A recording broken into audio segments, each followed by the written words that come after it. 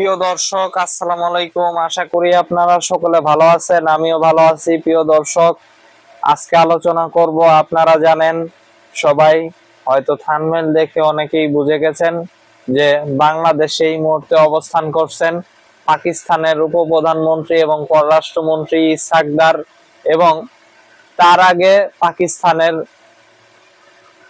যিনি বাণিজ্য মন্ত্রী তিনিও এখানে অবস্থান করছেন। তো প্রিয় দর্শক, দুইজন মন্ত্রী এখন বাংলাদেশে আছেন পাকিস্তানের। তো এই নিয়ে আসলে আলোচনা যদি করি, তাহলে বর্তমান যে আলোচনা সেটা হচ্ছে যে এই পাকিস্তানের পররাষ্ট্রমন্ত্রী তিনি কিন্তু বাংলাদেশে এসে কিন্তু রাজনৈতিক দলগুলি বিএনপি, জামাত এবং এনসিপির যে নেতা তাদের প্রতিনিধিদের সাথে দেখা করছেন। অর্থাৎ এনসিপির পক্ষ থেকে আপনার সমন্বয়ক একজন ছিলেন এবং পাশাপাশি জামাতে ইসলামীর একজন নেতা এবং বিএনপির কয়েকজন নেতার সাথে পাকিস্তানের মন্ত্রী সাক্ষাৎকার করছেন, এবং সেখানে একটি প্রসঙ্গ এসেছে যে ৭১-এর ইস্যুকে ডিল করা, বিশেষ করে এনসিপির পক্ষ থেকে সেটা বলা হয়েছে যে ৭১ ইস্যুকে ডিল করেই নতুন উচ্চতায় সম্পর্ক করা হবে। এবং শুধু তাই না, মুক্তিযুদ্ধের কথা বলা অনবরত বিএনপি এবং এনসিপি তারা কিন্তু রীতিমতো পাকিস্তানের সাথে সম্পর্ক উন্নয়নে চাইছে, এবং এই একই সাথে জামাতি ইসলামও সেই বিষয়ে তারা একমত, এবং তারা এই বিষয়ে আলোচনা করছে যে পাকিস্তানের সাথে সম্পর্ক উন্নয়ন হবে। তো প্রিয় দর্শক, ৭১ ইস্যুর যখন ডিলের প্রশ্ন আসলো, তখন এনসিপি এবং বিএনপির প্রতি একটা প্রশ্ন ছুড়ে দেই যে বারবার অভ্যন্তরীণ রাজনীতিকে বারবার শত্রু ভাবাপন্ন করার জন্য, অর্থাৎ প্রতিপক্ষ মানেই শত্রু, এই ধরনের ন্যারেটিভ আওয়ামী লীগের মতোই তৈরি করার জন্য বারবার পাকিস্তানকে কেন্দ্র করেই, পাকিস্তান বিদ্বেষকে কেন্দ্র করেই কিন্তু ৭১ ইস্যুকে সামনে এনে রাজনীতি করে বিএনপি এবং এনসিপি রাজনীতি করতে চায়। কিন্তু তারাই আবার আজকে পাকিস্তানের মন্ত্রী দেখে বলল যে সম্পর্ক উন্নয়ন করতে চাই। ভাই, সম্পর্ক যদি উন্নয়নই করতে চান, তাহলে কেন অভ্যন্তরীণ রাজনীতিতে বারবার ৭১ প্রসঙ্গ আনেন, তাই না? তো এই প্রশ্ন রইল, আশা করি সদুত্তর পাবো প্রথমত। দ্বিতীয়ত যে বিষয়টা সেটা হলো যে এই যে ৭১ প্রশ্ন, এটা শুনে বামেদের এবং যারা নিষিদ্ধ ঘোষিত সংগঠন তাদের মাথা নষ্ট হয়ে গেছে যে ৭১ ইস্যু ডিল করা যাবে না, হ্যান ত্যান। এবং অনেকেই বিএনপির ভিতরে যারা আছেন তারা অনেকেই উকি ঝুঁকি দিতেছেন, তাদের মনটা বড় খারাপ, এটা বলাই যায়।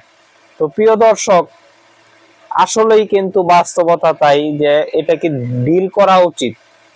আমি মনে করি তারা তো উগ্র, তারা তো মুক্তিযুদ্ধ একটা যুদ্ধ হয়েছে সেটাকে বিশ্বাসই করে না, কিন্তু এটাকে একটা আদর্শ মনে করে উগ্রতা। তারা আবার অন্য জায়গায় মানবতাবাদী সাজে, কিন্তু এই জায়গায় তাদের একটা উগ্রতা আছে যে এটা কোনোভাবেই ডিল করা যাবে না, হ্যান ত্যান।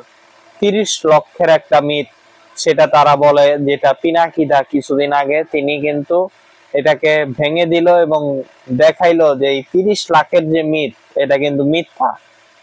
তো প্রিয় দর্শক, যাই হোক, তাদের মনটা খুব খারাপ, কিন্তু বাস্তবতা তো আর এখানে থেমে থাকে না। বর্তমানে ভারত যদি দক্ষিণ এশিয়ায় বড় একটি পরাশক্তি হতে চায়, আমরা ভারতের পরাশক্তি হওয়ার স্বার্থ আর আমাদের স্বার্থ তো আর এক না। আমরা ছোট দেশ নিশ্চয়ই চাবো না কোনো বড় দেশ আমেরিকা কিংবা রাশিয়া কিংবা চায়নার মতো শক্তিশালী হয়ে ভারত মহাসাগর নিয়ন্ত্রণ করুক। বাংলাদেশের স্বার্থ এটা না।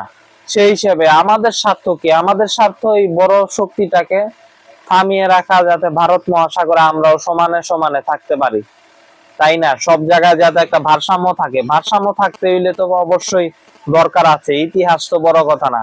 সম্পর্ক যেহেতু পররাষ্ট্রমন্ত্রী আসছে, সেহেতু দ্বিপাক্ষিক সম্পর্কের ভিতরে অনেক কিছুই আছে।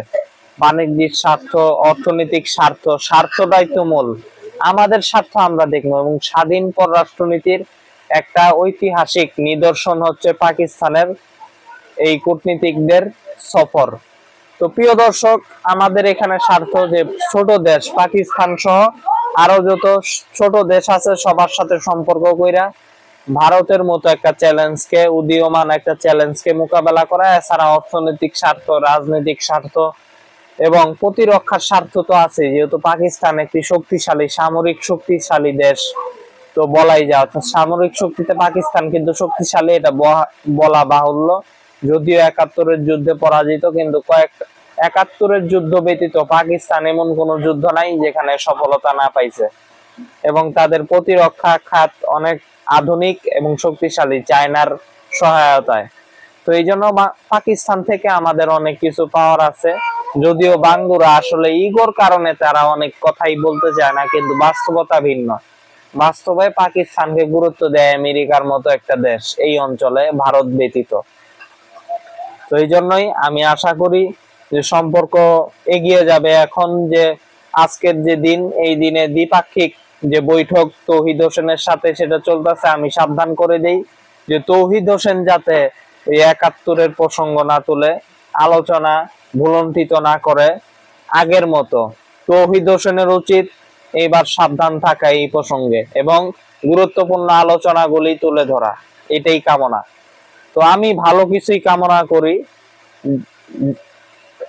ভারতের দালালদের মন তো খারাপ থাকবেই, এখানে তো ভারতের স্বার্থ খারাপ। পাকিস্তান আর বাংলাদেশ এক হইলে ভূরাজনৈতিক প্রেক্ষাপটে, আঞ্চলিক রাজনীতিক প্রেক্ষাপটে যদি এক হয়, ভারতের স্বার্থ ক্ষুণ্ণ হবে। পাকিস্তান তো ভারতের শত্রু, জন্ম থেকেই দুই দেশ শত্রু। আমাদের তেমন শত্রু না, আমরা যুদ্ধ করছি, আলাদা হয়েছি স্বাধীন দেশে। স্বাধীন দেশ দুইটা দেশের ভিতরে ডিল হবে, এটা তো কোনো প্রশ্নই আসে না। কিন্তু ভারতের দালাল যারা, তাদের তো মন খারাপ হবেই, তারা তো ভারতের দালাল, এটাই হচ্ছে বাস্তবতা। তো কিছু করার নাই, সম্পর্ক এগিয়ে চলবে এবং সকল মুসলিম দেশের সাথে সম্পর্ক উন্নয়ন হবে, পাকিস্তান ব্যতীত আরো যত দেশ আছে, এটাই বাস্তবতা। আর আজকে এই পর্যন্তই, ভালো কিছু কামনা করি, আবার দেখা হবে, আল্লাহ হাফেজ।